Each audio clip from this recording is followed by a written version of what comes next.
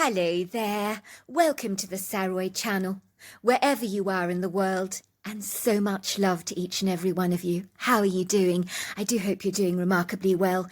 Go and get yourself that sparkling drink, because we've got a lovely story for you tonight.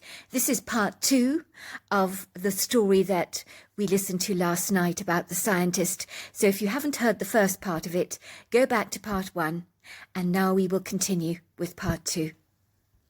Officer Brown had been absolutely right. Nothing more was said about my husband's suspicious death. The cause of death on the coroner's report was identified as suicide.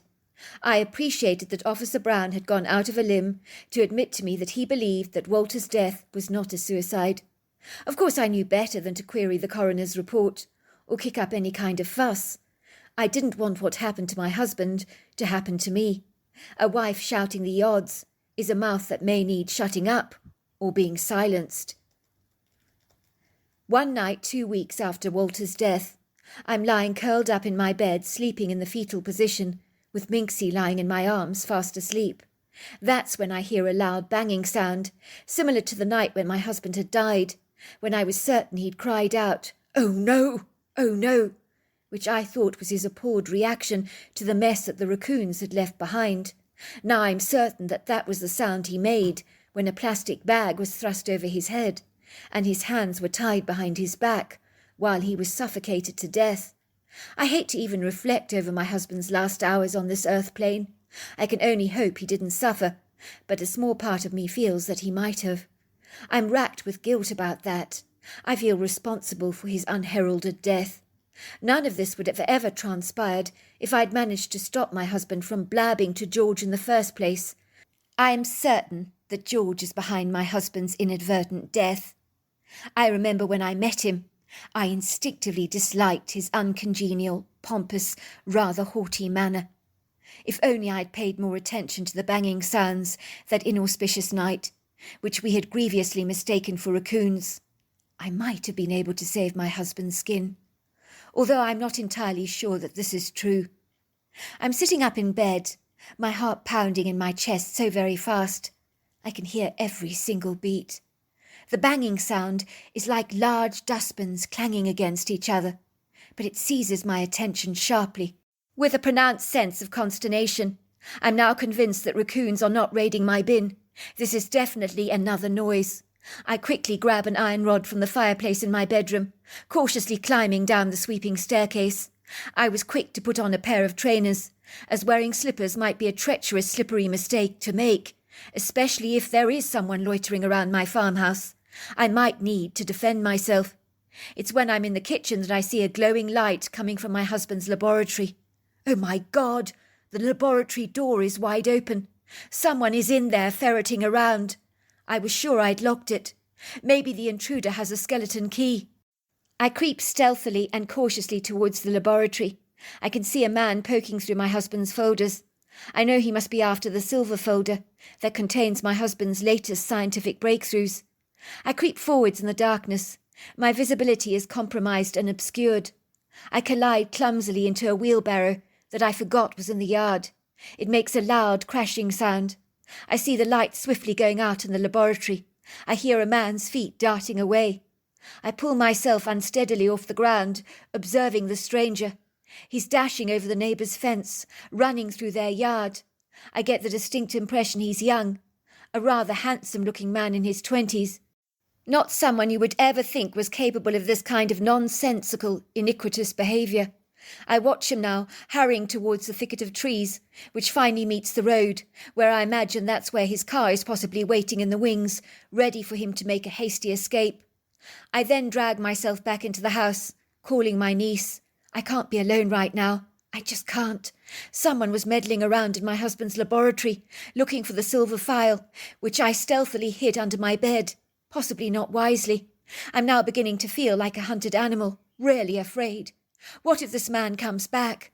What if he does to me what he did to my husband? Farron's account. I'm lying in my bed when the cell phone rings. I feel annoyed. I've had a restless night tonight. The last thing I want is to answer my telephone. Besides, who bothers to ring at this outrageous time of night? Unless, of course, it's important. I groan as I briefly glance at caller ID. My aunt's name Gladys lights up my cell phone. I'm now wide awake. I've been worried about Gladys of late. I've been anxious that the people behind my uncle's unconventional, idiosyncratic death might actually try and kill my aunt. It's a niggling, arresting, pervasive feeling that has bothered and provoked my conscience, assiduously haunting my darkest nightmares, eclipsing my ability to sleep. I know that the people behind this duplicitous crime will naturally want to clean up any loose, untidy ends. That's what people like this willfully do. That's how they skillfully, clandestinely operate. They keep their invisible crimes stealthily hidden in the dark shadows, out of the light of public scrutiny. They get away with their devious, unprincipled actions, for they have infested every avenue of our society, and benevolently live among us, so we don't even know who they are. Supposing my Aunt Gladys is a loose end that needs cleaning up. Let's not forget for a moment that Uncle Walter's laboratory was raided recently. What if they do not get what they're looking for? They could potentially come back. That invariably puts my aunt's life at perilous risk. I had discussed all these distinct possibilities with my aunt, but she was insistent that she wanted to stay at the farmhouse, where I wasn't entirely sure she'd be safe. My aunt lived outside of Seattle in the countryside, an hour and a half away from my apartment in downtown Seattle. "Gladys, is everything all right?" I ask. "Someone broke into Walter's laboratory a moment ago. I'm scared. I know they're after the silver file." "I'm coming now, Aunt Gladys. Stay there. I'll be there soon." I throw on jeans and a sweatshirt. Before I know it, I'm driving as fast as I can to my aunt's farmhouse. Then it dawns on me what needs to be done. We absolutely have to destroy all of Walter's work, including the silver file. This is the only way that these wicked people will leave us alone. It's the only thing that will ensure Aunt Gladys's safety. As my car winds down the long cobbly driveway towards Gladys's farmhouse, she comes dashing towards me, still clad in her dressing gown and pyjamas. Her face is as white as a sheet. We embrace warmly, so delighted to see each other, but I can feel her body is trembling. "You're right, Fallon," she says, her blue eyes filled with trepidation. "I think I'm in danger, but I don't want to leave my beautiful home. But you know, even if I do, these people, whoever they are, they'll stop at nothing to find me. They're looking for the silver file of Walter's, that they think is still hidden in the laboratory, but I've been hiding it under my bed. You shan't be moving out of your farmhouse, I say. I've got a grand idea. We need to burn all of Uncle Walter's paperwork, including the silver file, I'm afraid. We need to get his laboratory cleared out. The perpetrators want all Uncle Walter's hard work destroyed, so that no one else gets their hands on this information. They want nothing leaked. If all the evidence is destroyed, they'll leave you alone." "But do you really think it'll work?" asks my Aunt Gladys, looking sadly reflective. "Do you know, it would break Walter's heart to see all his hard research going up in smoke. It's so unfair." "Not if it means keeping you alive and saving your skin. If Walter knew your life was threatened, he would want you to burn his work up to protect you. I know he would. In the meantime, Aunt Gladys, I really must insist that I stay with you at night. I have my dad's hunting rifle here with me. I'm licensed to use it. It's in the trunk of my vehicle. I'll sleep with you in your bedroom at night. If I hear anyone rummaging around on your property, I'll fire after them with the rifle to scare them the hell off your property. No one has the right to scare you half to death like this. It makes me sick to my stomach thinking of what these heinous psychopathic people are capable of." I'm glad to say that clearing out Uncle Walter's laboratory went much more smoothly than we anticipated. We burnt his work in a large drum. We watched the fire burning everything up. The paper curled as it burnt. Gladys's eyes teared up as she watched Walter's years of research going up in smoke. But I know she knew we were doing the right thing. Yes, it was sad, but it was something that had to be done. Of course, getting rid of some of the dangerous chemicals was a job that required professional help. But in no time, the house that had once been Uncle Walter's laboratory was now turned into a rentable cottage. I had been staying in Gladys's bedroom with her every night, sleeping on the opposite side of her king-size bed, when I was awoken to a banging sound coming from outside the property. Gladys woke up. Her eyes were round with terror. "I think the man is back. I think he's back to finish what he started. What are we going to do? Supposing he breaks into the house? He's after the silver file, I know he is." You stay there, I said, grabbing the rifle from underneath the bed and hastily putting my sneakers on. Should I call the police? Asked Gladys. No, there's no need, I said. I'm going to see what's going on. I put on my head torch and scuttle outside. That's when I see the young man. He's just broken open the laboratory door. He's standing there with a nonplussed, bewildered expression on his face.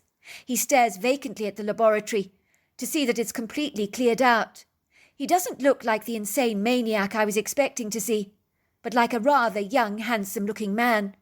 Hey, you, I call after him. This is private property. What are you doing here? The man sees me pointing my rifle at him. His face begins to panic. He has a rifle, but he's left it lying on the ground. I quickly retrieve it. He's not exactly savvy, which I find rather surprising. I had pounced on him unaware, like a loitering lion in the undergrowth, and he hadn't even seen me coming. I feel no fear towards this man, only indignance and anger. He has the brazen audacity to try and break into my uncle's laboratory. Could he be the man that killed my uncle? This ominous thought makes the bile rise up in the back of my throat. But this man, he has kind eyes, and he's young.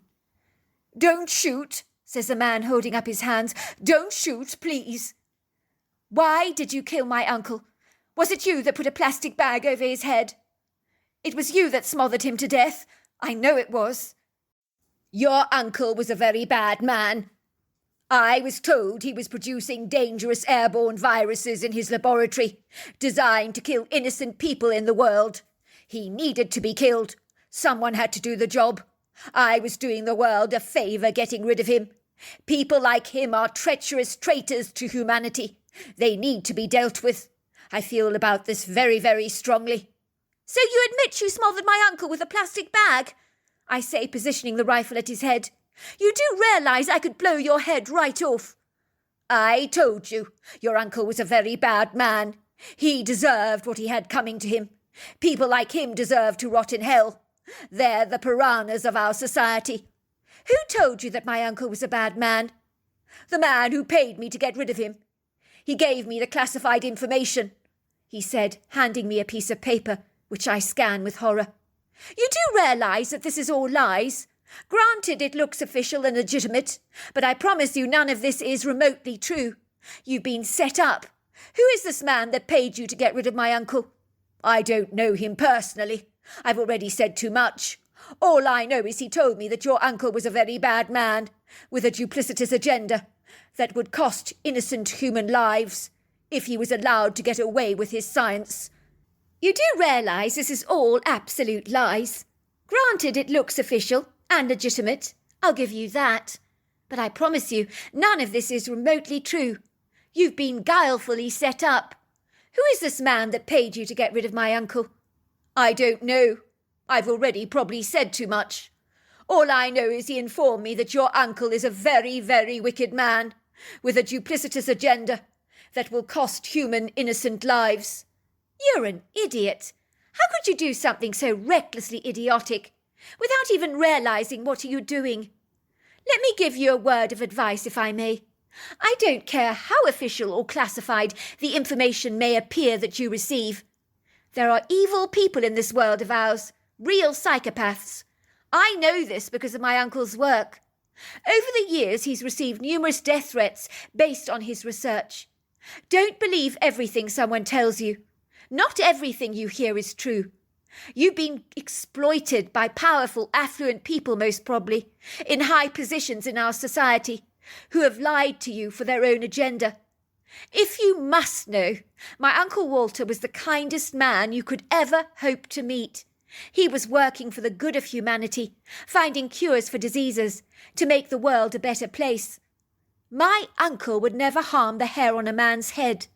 Someone got you to kill my uncle, under false pretences, so that you falsely believed that you were doing humanity a favour, when the reverse is actually true. You mean I killed an innocent man? Says the young man, his face growing white with horror. Oh my God!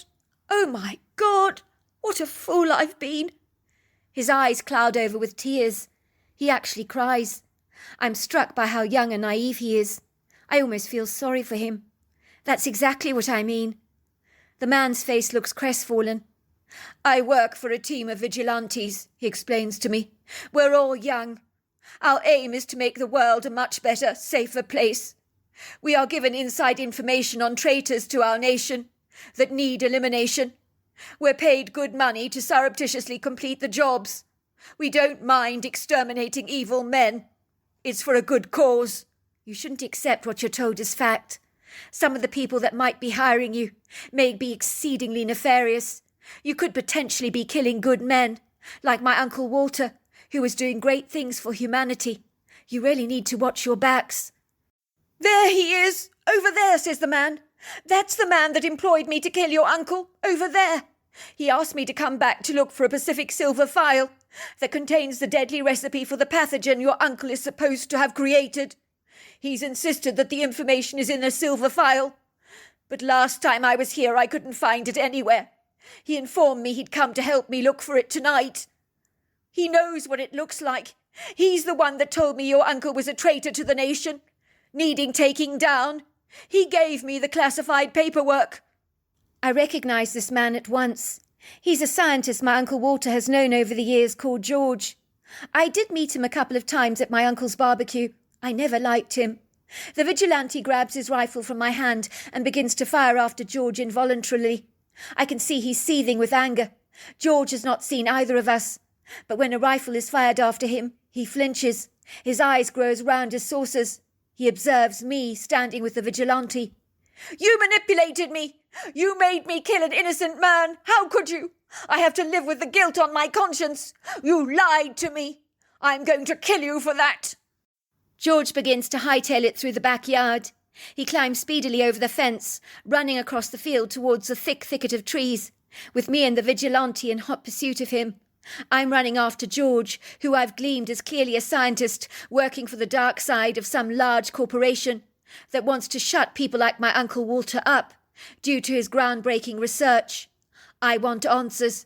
I want to find out who these obscure elitists are who hired George on their behalf to eliminate people using the services of well-meaning vigilantes who are being recruited by wolves in sheep's clothing in order to get their nefarious jobs done under the guise of doing a good service for humanity. It makes me sick to my stomach. Gladys confided in me that she never trusted George the scientist.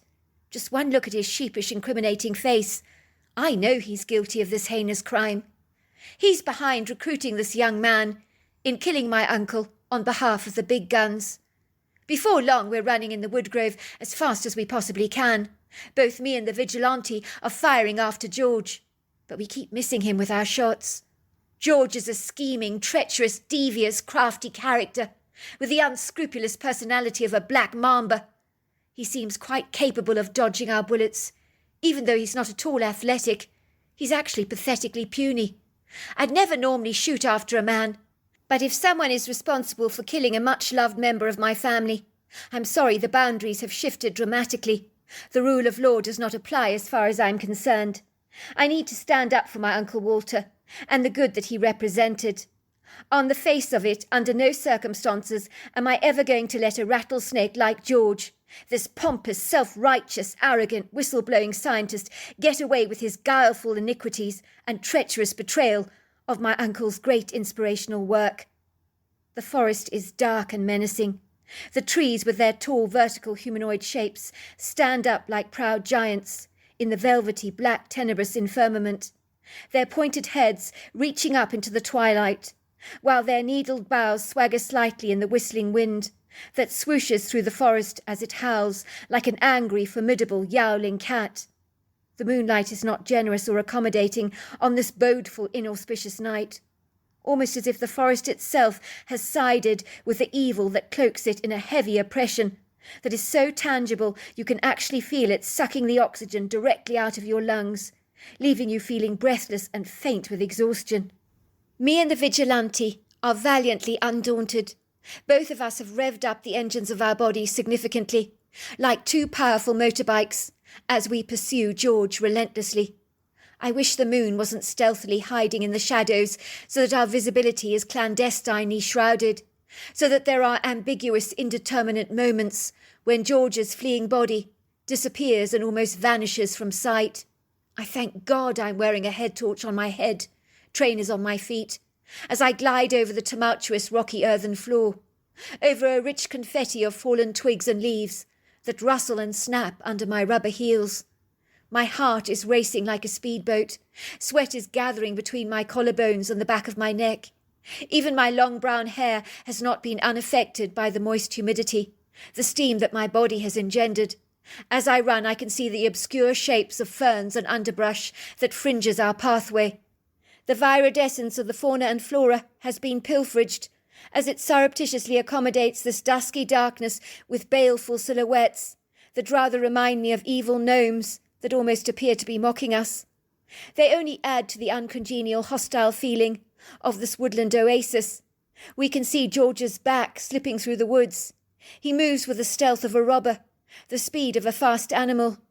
I secretly rather suspect an adrenaline rush has given him a quintessential edge, as people are capable of performing great feats under her powerful influences, where mothers have lifted up cars to rescue their trapped kids, and people have grabbed high tree branches to escape a charging rhinoceros.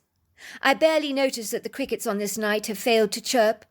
The frogs have abandoned their croaking duties, for the whistling wind hammers and pounds the trees, with such forceful thrusts that they almost sigh and creak in response. A loud roar seems to ring through the forest like a resounding bell. My first thought is, what the hell is that? The sound is reminiscent of a powerful predator, like a tiger or a lion. A great uneasy trepidation consumes me. One part of me wants to hightail it back to the house as quickly as I can, but that would mean giving up chasing George. I'm not about to stop pursuing this contemptuous man. I want to confront him for what he did. Yet I sense something potentially deadly and dangerous is watching us. I can feel these unseen eyes. They seem to be scanning us like an X-ray machine, going right through us. There's an anger bubbling inside me that refuses to be hushed, a fury that cannot be tamed, an audacious determination that cannot be ignored. I need to catch up with George, and this gripping need is so insatiable, like a dreadful thirst that has to be quenched. I have to seek answers from this iniquitous man. I'll be damned if I give up chasing him now, as I may never get another chance again. I know without a shadow of a doubt that Mr. Vigilante is very likely to blow his brains out. Do I care? Not at all. The moment George betrayed my uncle with his vicious lies and rumours so that he could get someone to do his vindictive, treacherous bidding, he earned this life sentence. He brought it on himself. I, for one, have no pity for a man like him. All of a sudden, an overlong, hairy arm reaches out to grab George, like a large tree trunk that has tripped him up, knocked him right over. George is flung to his feet. I hear him audibly groan, as if he's twisted an ankle. Good. I hope it hurts a lot. I hope he's suffering. He's trying to get up, but his body is pinned under this hefty tree trunk. The tree trunk begins to move on its own, and as my torchlight catches the tree trunk, I realise it's a large hairy leg, attached to a very big foot. But as my eyes travel upwards to the height of about 8 foot, I'm astonished to find myself staring at this massive creature, which I realise at once is a Bigfoot. Indeed, I'm so dumbfounded that I just gawk at the critter, as if I'm caught up in a surreal dream. This can't be happening. No way! This Bigfoot isn't real. Surely not. A fictitious creature from the pages of pulp fiction. I mean, that is what I've always assumed a Bigfoot is. But as I stand there in the forest, I come to the stunning revelation that this is no dream. What I'm perceiving now is not a trick of the light, nor an object of an over-elaborate imagination. I am completely out of breath. I stop running, with a young vigilante standing by my side. I don't even know his name yet. I can hear his fast, rapid breathing. You would think the two of us would run away as fast as we could from this place, but we are engaged in what I can only describe as such awe and wonderment on seeing this unorthodox, idiosyncratic creature that fear eludes us, as if it has failed to entertain our very thoughts, not even for a brief second. Every part of my body flutters with an electric excitement, for I am intrigued and mystified by this incredible creature. Until now, I thought held its place of prominence in children's legends. My mother once told me when I was a little girl that legends aren't fabrications, but they actually have their origins and truth. She told me that the cat-like humanoids that are prominently seen in Egyptian hieroglyphics possibly existed at one time and lived among the pharaohs in Egypt. Some people believe that they're off-world extraterrestrials that still exist today, living on other planets. I'm open to believing in anything now. I'm seriously beginning to wonder if my mother's right. For if indeed Bigfoot is real, why should I doubt the depictions so vividly and meticulously recorded outside the ancient tombs and pyramids?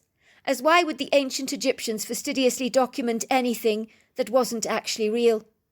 I discern that the Bigfoot's exceptionally large foot is pinning down George with a forceful hold, from which he cannot escape. I'd like to reiterate this is one foot he's using. That's how extraordinarily strong he is.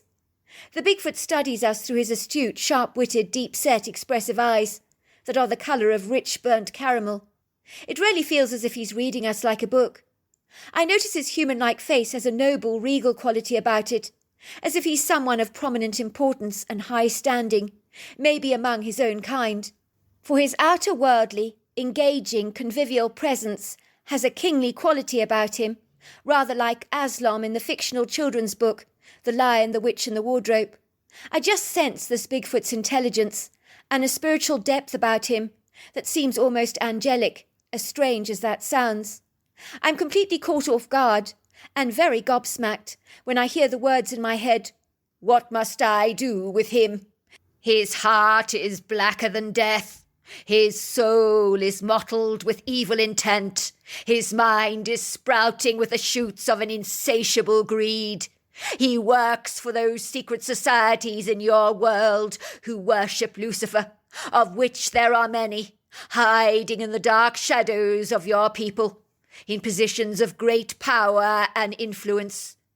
He must be taken out, for his kind are like the weeds in the valley, the barren fruitless trees in the orchard, the guileful flames of a wildfire, the treacherous winds of a cyclone." The Bigfoot is speaking to us with such soulful, poetic words. I glance up at the vigilante. I realise he also has audibly heard the Bigfoot's poignant words as well. He looks as bewildered as I do, almost unable to fathom that this creature has spoken to us so eloquently in our heads, with a shrewd, perspicacious intelligence and an intuitive, discerning perception. How is that even possible, to speak audibly without words in our head? Who is this Bigfoot, I wonder? Where does he come from? How can he know the condition of a man's heart, like he appears to know George's? The Bigfoot hears my thought. He answers my own internal dialogue, as if I've asked him the question myself. He can hear thoughts, like we might hear the sound of a rock being flung into a rock pool. "I can see auras, read minds, hear and see the intents of a man's heart, and even look back at a person's life to see who he really is, what he's done. Yes, it's a superpower humans like you do not possess. Now, what do you want me to do with him? For this man needs to be expunged, for he is a rotten fruit that needs casting aside.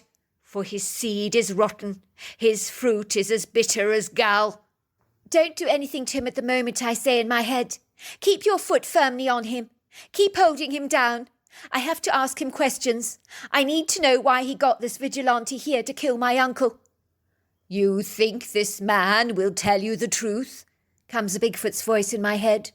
"This man does not embrace truth, for truth is as foreign and alien to him as the words of a sagacious wise man and the innocence of a child. If you want to know why he killed your uncle, think about how much the darkness hates the light, how greed hates modesty, how wealth hates scarcity, how evil hates good, and you will have your answer." "Why?" I scream at George. "Why did you lie to this man here? Why did you get him to smother my uncle with a plastic bag? Why would you do such an evil thing? Why would you make him think he's doing a service to humanity?" George spits at me. He glares at me through his dark, soulless eyes. In that moment, I know he won't reveal anything to me. He tries to fight back, oscillating his arms, trying to relinquish his legs. But the Bigfoot's holding him down with his foot very hard, with just one leg, and he's gripped under the Bigfoot's weight, as if he's pinned under a tractor. "You can do what you want to this man," says the vigilante, speaking loudly to the Bigfoot, so that George can actually hear his words. "As long as you wipe the smug, self-satisfied look off his face, I will be happy. He made me put a plastic bag on an innocent man's head. I have to live with the guilt of what I have done now." I hear the Bigfoot's words to the vigilante. "You need to engage wisdom, young man. Your heart is good. Your desire to eliminate evil from this earth, highly commendable. They have lied to you. You have fed on their lies, believing their claims to be true. You need to employ wisdom. You do not do the bidding of another until you know that they are telling you the truth. You need to seek always the truth in your heart before you act impulsively and do something that you might later live to regret. It is good to weed out evil, but don't pull out the good crop by mistake, for that good crop has much to offer humanity. Don't you ever forget that. Before you ever kill a man, look into his eyes, for they are the mirror of his soul. For in the heart of the evil one, you will only see darkness, and there will be no light." George's eyes grow round with terror after hearing the vigilante's words. Please don't let that Bigfoot kill me. Please, I'll tell you everything you need to know. Please, I'm paid very big money to stop scientists like this lady's uncle here from revealing miracle cures that won't make lots of money. You see, everything's about money." "Who pays you?" "I don't know their names personally. They're not stupid enough to be identified. I speak to people on the telephone. They use a voice changer, so I don't know who they are. They're important, rich, powerful people. They definitely run the world. Money gets transferred to my account, but they pay me big bucks for people like me who can stop scientists from releasing natural cures to the world, because they can never make a man rich. Those kind of cures can never make a man rich." The Bigfoot grabs George. The man screams, "Please, no, no!" In a second, with one hand, the Bigfoot tugs off George's head, like plucking a grape from a vine, and with his foot he kicks the head, like a ball on the forest floor, where it lands somewhere in the shrubbery. I don't know where. "That was quick," he said. "The evil's gone now." The forest begins to change, as a beautiful moonlight twinkles through the canopy. A soft, gentle, silvery light dances through the shrubbery. Everything feels lighter, as if a weight has been lifted off our shoulders. And yes, the world feels like a better place, infinitely brighter, without George here. The Bigfoot nods at us and says, "May the good Lord be with you. May he bless you both." He turns to the vigilante. "You must heed my advice, young man. Don't be quick to do good, unless you're sure it is good you are doing." He then nods, and he glides away. The vigilante tells me his name is Benjamin Armstrong. He's actually a really nice guy, but I can't shake off what he's done. I can't get over the fact that he killed my uncle. "Please," he says to me, "I need to speak to your aunt. I need to apologise for what I've done, for my complete stupidity and foolishness." "What, so that you feel better?" I say. "I'm sorry, Benjamin, but what you did, even if you thought it was for good, was wrong. My aunt has to live without my uncle now because of you." "I'm not making excuses for myself, I promise you. If I hadn't killed your uncle, George would have found someone else to do it. I do need to speak to your aunt. I beg you. It's very important for me." "Be it on your own head," I say. "But my aunt found my uncle with a plastic bag over his head. You don't get over an image like that. I don't know how she could ever forgive you, even if you did it out of innocence." When I return to the farmhouse, my aunt is in the backyard. Her face looks petrified. She relaxes when she sees me. "Where the hell have you been?" she asks, her face looking terrified. "Who is this?" "My name is Benjamin Armstrong," says the young man. "We live in a world where there is much evil, madam. All my life I've wanted to eliminate evil. As if one apple is rotten, it contaminates the whole barrel. I am desirous to make this world a much better place, where people can live together in peace in an atmosphere of love. I received a phone call from George, who claimed he had received classified information that your husband was an exceedingly evil man, working for Agenda 21, a depopulation agenda, where he wanted to eliminate innocent civilians in our world. They needed someone from our vigilante group to exterminate your husband, who was a scientist researching a lethal pathogen that would kill millions. Something like Ebola, I imagine. I knew that such a wicked man needed elimination fast. And you believed my husband was this evil man? Is that what you're telling me? I am so sorry, madam. I am so sorry. There are just no words. There are no words. The tears are streaming down his cheeks. I never meant to harm your husband. If I had known he was innocent, I wouldn't have touched him with a barge pole. I'm so sorry. Did he suffer? My aunt asks. Walter, I mean, my husband. It was over very quick, madam. Good, says my aunt. You're a lot like my husband, Benjamin. He was like you. He wanted to eliminate the evil from this world. But I can see you've been deceived by powerful men. They hide in the dark shadows, deceiving the millions with their guileful agendas. I know, because I've had to live through this with my husband. I can't hate you for that, but I will say this. Next time, please make sure you know what you're doing, because mistakes like this cannot be unmade. But if you're seeking my forgiveness, I forgive you, as you knew not what you were doing. The Bible tells us to do just that. But remember this, knowledge is power. So research the truth. Never believe everything you're told, regardless of who's telling you it, because it might not be true. To my amazement, my aunt actually embraces Benjamin, the very man that put a bag over my uncle's head. I can hardly believe it. But they're both embracing each other. They're both crying. And my mother really seems to like Benjamin. She really has forgiven him. To cut a long story short, there was a write-up in the paper about a brilliant scientist called George found dead in the woodgrove by my aunt's neighbours. The manner of death was registered as unexplained, exceedingly bizarre. But that is the end of the story. So there you are. That's my story. Wow, what an incredible story. Until next time, goodbye and good night.